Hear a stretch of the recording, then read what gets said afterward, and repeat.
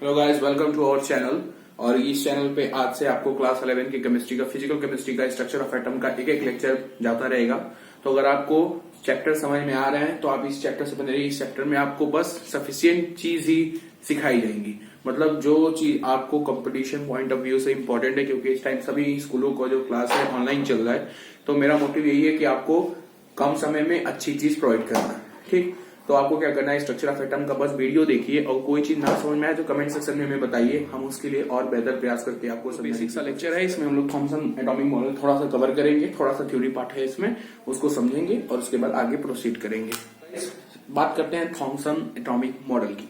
Thompson एक scientist है जिन्होंने कहा कि जो हमारा एटम है वो एक वाटरमेलन की तरह है। मैं आपको इस वीडियो में दिखा दूंगा इनके गाइस, आप देख सकते हैं एक एटम और एक वाटरमेलन को किस तरीके से कंपेयर किया गया है। के मॉडल का जो इनका जो मेन मोटिव था, इन्होंने क्या बताना चाह रहे थे, ये वाटरमेलन से क्यों कोरिलेट कर रहे थे एटम को। इन्होंने कहा कि हमारा जो एटम है वो एक वाटरमेलन की तरह है। जो हमारा वाटरमेलन का फ्लैशी पार्ट है, वाटरमेलन हमारा ऐसे होता है, ठीक। और इस वाटरमेलन के अंदर जब भी आप वाटरमेलन को कट करके देखेंगे, ठीक है, तो उसमें देखेंगे कि रेड कलर का उसका फ्लैशी पार्ट होगा जो मीठा लगता है, जिसको हम लोग खाते हैं। और उसके अंदर छोटे छोटे छोटे छोटे वाटरमेलन के सीड्स होते हैं, बीज होते हैं। और ऐसे ऐसे इसके अंदर वाटरमेलन के छोटे छोटे, मैं इसको ये देखिए, मैं इसके फ्लैशी पार्ट को बना देता हूं ऐसे ऐसे, ठीक है। ये इसका वाटरमेलन का क्या है, फ्लैशी पार्ट है। और इसके अंदर फिर मैं छोटा छोटा उसके सीड्स ऐसे बना दूंगा।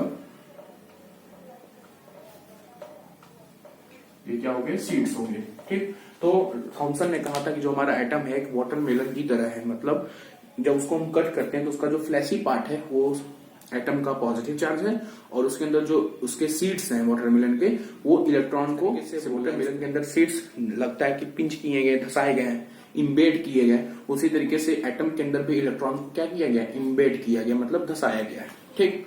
और एक करता हूं कि आपको ये थॉमसन एटॉमिक मॉडल आपको क्लियर हो गया होगा। पहला पॉइंट हमारा कौन सा था, थॉमसन एटॉमिक मॉडल, ठीक। ये आपको क्लियर हो गया होगा, कोई दिक्कत यहां तक नहीं है, ओके। तो उसके बाद हमें समझना क्या है कि इनका जो एटॉमिक मॉडल आया, इसके बाद इन्होंने बताया हमको कि एटम की जो साइज होती है, एटम की जो साइज होती है वो 10 के पावर -10 मीटर की होती है। क्या होती है, यहाँ पे इंपॉर्टेंट बात हमें याद होना चाहिए कि साइज ऑफ एटम, हालांकि ये किसी कंपटीशन में पूछता नहीं है, बट आप जान सकते हैं अगर केमिस्ट्री पढ़ रहे हैं तो हीरो बनने के लिए आपको पता होना चाहिए कि जो साइज ऑफ एटम होता है वो कितना होता है, 10 के पावर -10 मीटर, ठीक है। तो यहाँ पे बस हमें इतना ही जानना था। थॉमसन एटॉमिक मॉडल में हमको बस इतना ही जानना था। क्या जानना था कि दोस्त थॉमसन एटॉमिक मॉडल था वो वाटरमेलन मॉडल था, क्योंकि कभी कभी कंपटीशन में पूछ देता है कि वाटरमेलन मॉडल कौन से साइंटिस्ट ने दिया था, तो थॉमसन ने दिया था। या पम्प पुडिंग मॉडल किसका मॉडल था, थॉमसन का मॉडल था, ठीक। और उसके बाद आपको बस ये जानना पड़ेगा थोड़ा सा कि आप इंग्लिश में अगर पढ़ते हैं तो लिख सकते हैं आराम से कि इन्होंने वाटरमेलन से बताया और उन्होंने कहा कि वाटरमेलन का जो फ्लैशी पार्ट होता है, जो गुद्दे वाला पार्ट होता है, उसको हम लोग पॉजिटिव चार्ज की तरह मतलब समझेंगे। और उसके अंदर जो उसका बीज होता है, वाटरमेलन का जो बीज होता है, उसको हम लोग इलेक्ट्रॉन समझेंगे, ठीक है। तो समझ में आ गया why the Thomson said that atoms are just like a watermelon, clear, okay. Now move towards the second scientist model, that is Rutherford atomic model, ठीक है। आ चुके हैं सेकेंड साइंटिस्ट का मॉडल था हमारा रदरफोर्ड एटॉमिक मॉडल। तो यार Rutherford atomic model में क्या हमें पढ़ना है कि रदरफोर्ड, तीन चीजें हमें जाननी पड़ेंगी इस मॉडल में। सबसे पहले एक्सपेरिमेंट क्या है, दूसरा ऑब्जर्वेशन, उन्होंने क्या ऑब्जर्व किया एक्सपेरिमेंट करके, और तीसरा कंक्लूजन, जिसको हम लोग रिजल्ट भी बोल सकते हैं कि उन्होंने एक्सपेरिमेंट किया, कुछ ऑब्जर्व किया, उसके बाद अपना एक कंक्लूजन दे दिया, उसको कंक्लूड कर दिया अपने एक्सपेरिमेंट को। तो एक्सपेरिमेंट में क्या था कि रदरफोर्ड अपने स्टूडेंट के साथ एक एक्सपेरिमेंट कर रहे थे एटम के ऊपर, क्योंकि उस टाइम में एटम का ही मतलब ट्रेंड चल रहा था। जिस तरीके से आप देखते हैं इंस्टाग्राम पे ट्रेंडिंग होता है, कोई रील्स ट्रेंड कर जाती है तो लोग उसी गाने पे अपना अपना रील बनाने लगते हैं। उसी तरीके से उस टाइम क्या था ना कि एटम की डिस्कवरी का ट्रेंड चल रहा था, मतलब डेल्टन आए, डेल्टन एटम के बारे में बता के चले गए, उसके बाद थॉमसन आए वो बता के चले गए। तो रदरफोर्ड सोचे कि क्यों ना हम लोग भी एटम के बारे में स्टडी करते हैं और कुछ हम भी बताते हैं। तो रदरफोर्ड अपने स्टूडेंट के साथ स्टडी कर रहे थे, तो उन्होंने एक एक्सपेरिमेंट किया जिसका नाम था अल्फा पार्टिकल एक्सपेरिमेंट। क्या नाम था, जो मैं बोल रहा हूँ उसको आपको दिमाग में बैठा लेना है, क्योंकि ये सारी चीजें जरूरी हैं। बाकी इसके अंदर की कहानियां जो है वो आपको उतना जरूरी नहीं है। आपको बस ये समझना है कि रदरफोर्ड जो एक्सपेरिमेंट किए थे, उस एक्सपेरिमेंट का नाम क्या था? Alpha particle. पार्टिकल का बेसिकली मतलब ये होता है कि जैसे आप पीरियोडिक टेबल पढ़ते हैं ना, हाइड्रोजन, हीलियम, लिथियम, तो हीलियम क्या है हमारे पास? एक नोबल गैस है। हीलियम क्या है? नोबल गैस है। इसका इलेक्ट्रॉनिक कन्फिग्रेशन क्या होगा? पहले इसका एटॉमिक नंबर हमें पता होना चाहिए। तो इसका एटॉमिक नंबर क्या होता है? 2 होता है। तो इसका एटॉमिक नंबर 2। एटॉमिक मास कितना होता है? 4। मैं बच्चों वाली चीज आपको बता रहा हूं यहाँ पे, लेकिन मुझे सबको लेके चलना है साथ में। तो ये बताइए कि इसका एटॉमिक नंबर 2 है, इसमें नंबर ऑफ इलेक्ट्रॉन कितने हैं? नंबर ऑफ इलेक्ट्रॉन इसमें कितने हैं? नंबर ऑफ इलेक्ट्रॉन कितने हैं? और नंबर ऑफ प्रोटॉन कितने हैं? और लास्ट में नंबर ऑफ न्यूट्रॉन कितने हैं? तो नंबर ऑफ इलेक्ट्रॉन की मैं बात करूं तो ये एक न्यूट्रल स्टेट में है, तो जितने नंबर ऑफ प्रोटॉन होंगे उतने नंबर ऑफ इलेक्ट्रॉन होंगे। तो हम ये बेसिक सब फंडा जानते हैं क्लास 9 में कि भैया जिस एटम का जो एटॉमिक नंबर होता है, एलिमेंट का जो एटॉमिक नंबर होता है, वो हमको यही बताता है कि नंबर ऑफ प्रोटॉन कितना, क्या बताता है कि उस एलिमेंट में नंबर ऑफ प्रोटॉन कितने हैं। तो इसमें नंबर ऑफ प्रोटॉन जल्दी से बता दिए कितने हैं? 2 हैं। तो नंबर ऑफ प्रोटॉन कितने हैं? 2 हैं। और ये न्यूट्रल स्टेट में है, इसलिए इसके अंदर नंबर ऑफ इलेक्ट्रॉन कितने हैं? 2 हैं। और नंबर ऑफ न्यूट्रॉन कितने होंगे? मास नंबर में से एटॉमिक नंबर घटा दो, 2 आ जाएगा। ठीक। अब मैं आप सोचोगे कि मैं यहां से यहां पे क्यों आ गया? तो मैं इसलिए आ गया क्योंकि इसी से रिलेटेड है हमारा अल्फा पार्टिकल। अल्फा पार्टिकल का मतलब यही होता है कि हीलियम का न्यूक्लियस, मतलब हीलियम के अंदर से इलेक्ट्रॉन निकाल दो। तो जब हीलियम के अंदर से इलेक्ट्रॉन निकाल दोगे, मतलब उसके अंदर से निगेटिव चीज को बाहर कर दोगे, तो हीलियम खुद कैसा हो जाएगा? पॉजिटिव हो जाएगा ना। तो हीलियम के अंदर कितने इलेक्ट्रॉन हैं? 2, यानी -2 का चार्ज उसके अंदर है अगर 2 इलेक्ट्रॉन है तो मैं इन दोनों इलेक्ट्रॉन को बाहर निकालूंगा। तो हीलियम का क्या बन जाएगा? न्यूक्लियस। और उसका चार्ज कितना होता है? +2, क्योंकि हम लोग अल्फा पार्टिकल। आज से मैं उम्मीद करूंगा कि आपको ये चीज कभी नहीं भूलेगी कि अल्फा पार्टिकल क्या होता है, क्योंकि इसका बहुत यूज है आगे। अल्फा पार्टिकल समझ में आ गया क्या होता है? Alpha particle simply is the nucleus of helium atom. मान के चलो कि ये जो हमारा ये सीट है ना, ये गोल्ड का सीट है। इसका? सोने का।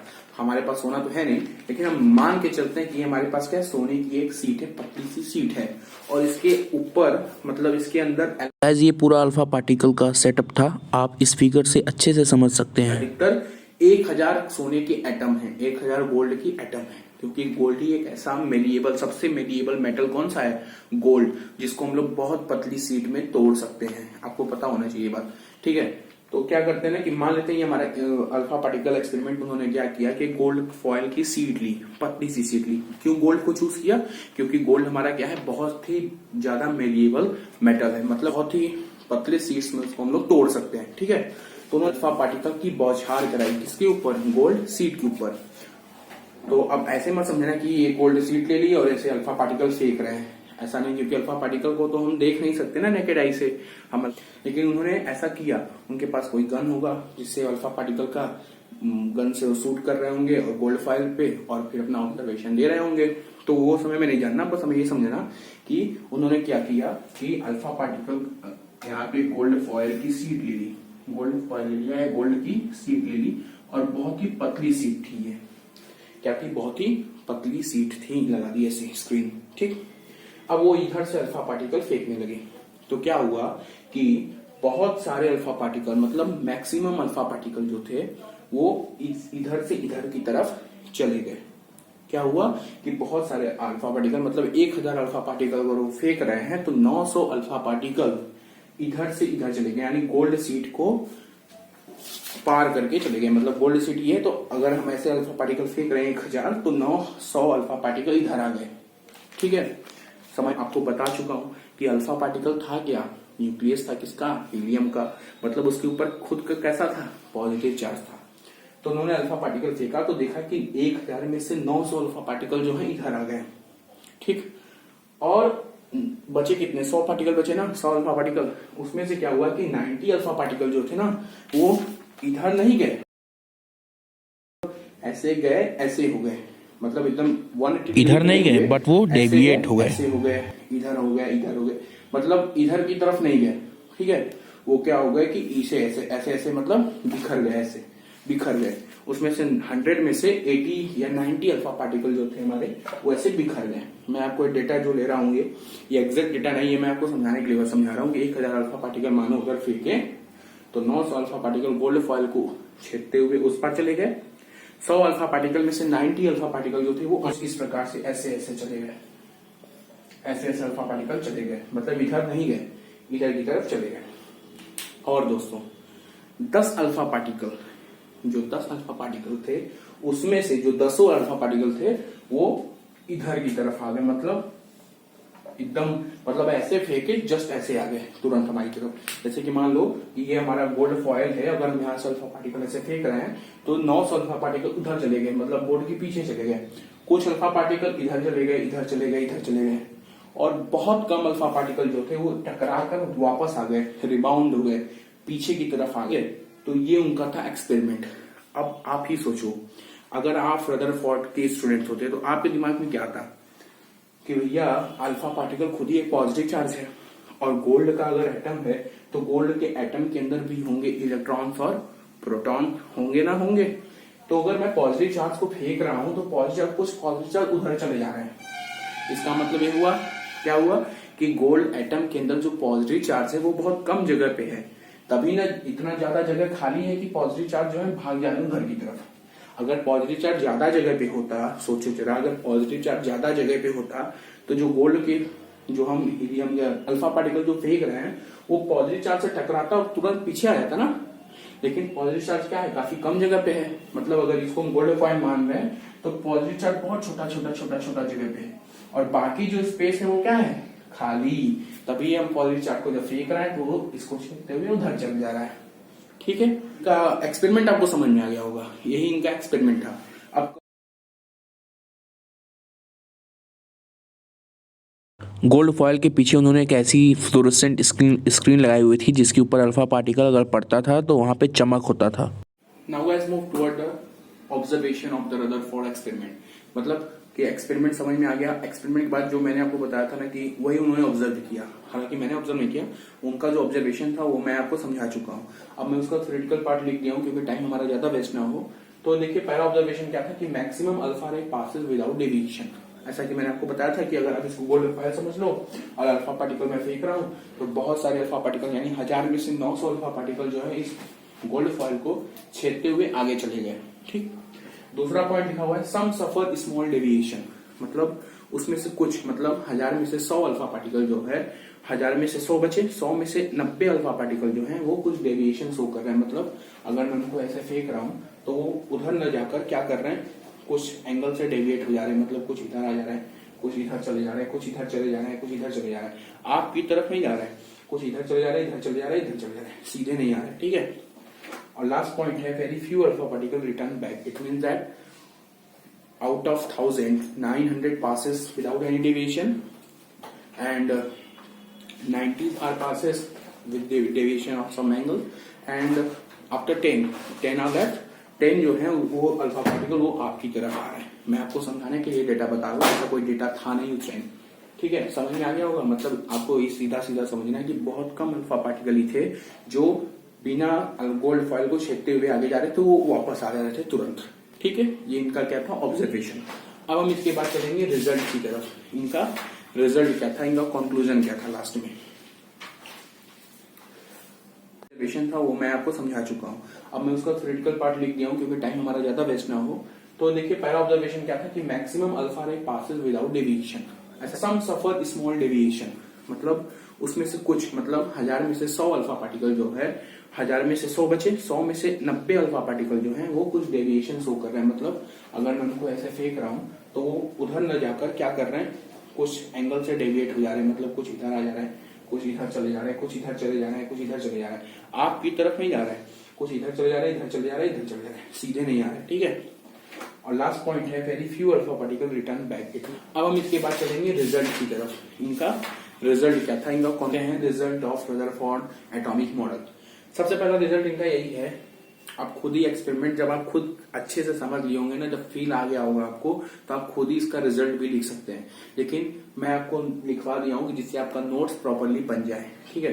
तो रिजल्ट में सबसे पहला इनका रिजल्ट यही था कि at the centre of atom whole positive charge almost whole mass is present which is called nucleus. जाहिर सी बात है, मैंने आपको अच्छे से समझा दिया है कि 900 पास हो गए। क्यों पास हो गए? क्योंकि जगह बहुत खाली थी, जगह बहुत खाली थी। इसका मतलब कि पॉजिटिव चार्ज जो है वो बहुत ही कम जगह पे है, ठीक है। तो उन्हें बोला कि almost eight the centre of atom, मतलब एटम अगर एज्यूम करो कि यहाँ पे एक एटम है, यहाँ पे गोल्ड फॉइल की शीट इसको समझ लो, यहाँ पे एक एटम, यहाँ पे दूसरा एटम, यहाँ पे तीसरा एटम, चौथा एटम, पांचवा एटम, ठीक है। तो एटम के अंदर तो न्यूक्लियस होता है सेंटर पे।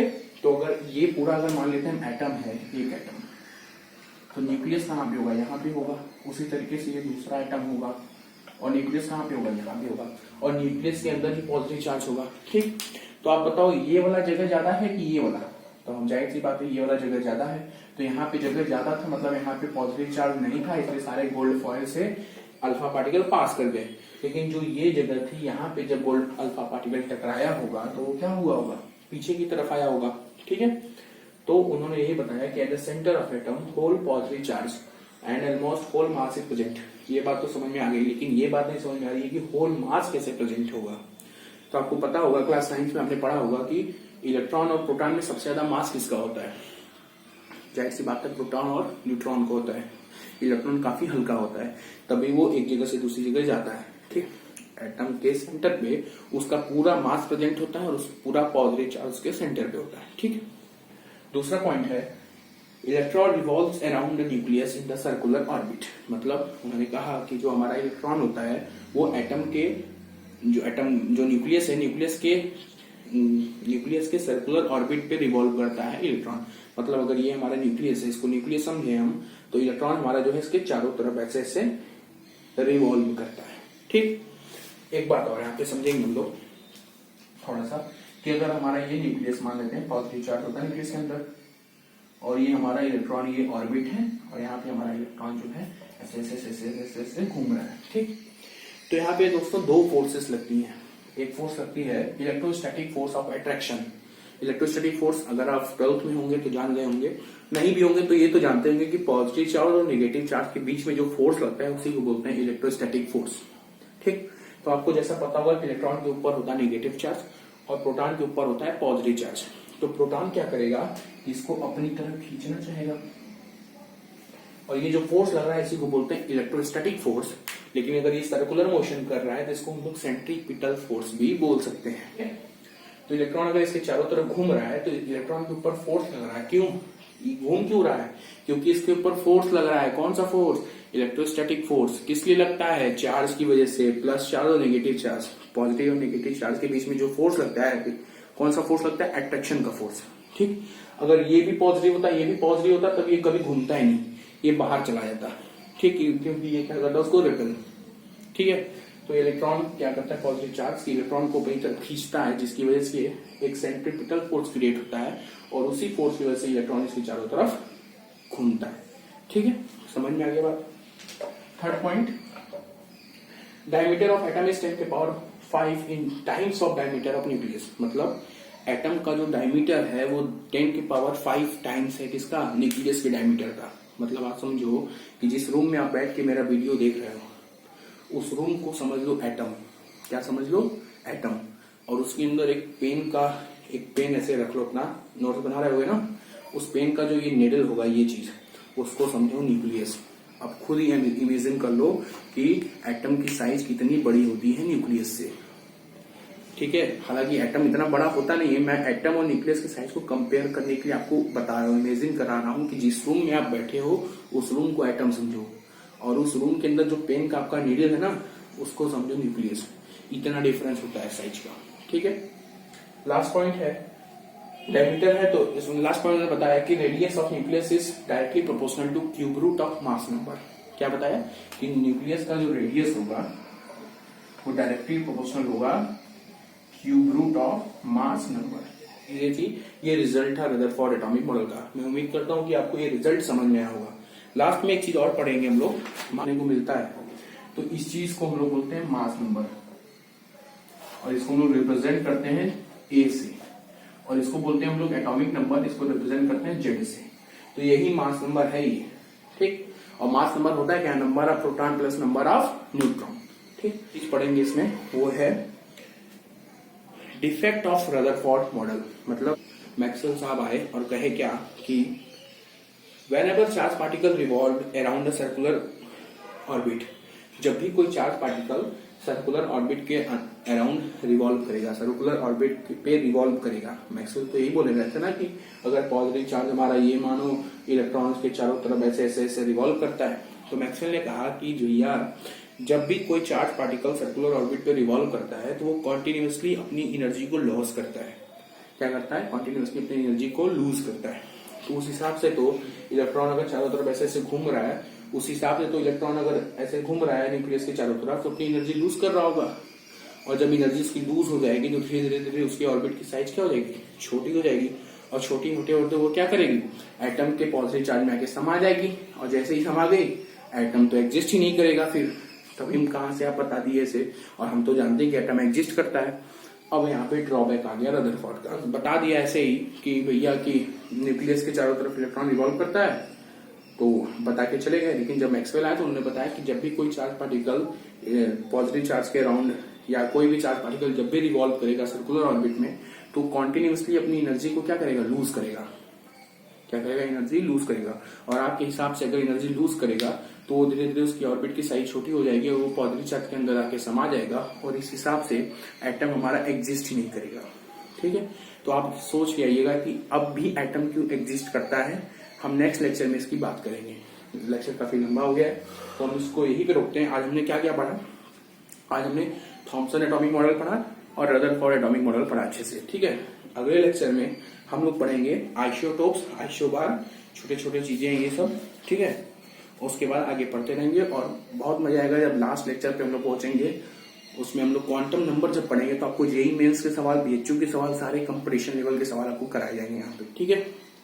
तो कमेंट सेक्शन में जरूर बताइएगा कि ये वाला वीडियो आपको कैसा लगा, और अगर नहीं समझ में आएगा तो फिर भी बताइएगा, मैं और अच्छा से प्रयास करके आपको समझाने की कोशिश करूंगा, ठीक है। टेक केयर, मिलते हैं अपने नेक्स्ट लेक्चर में।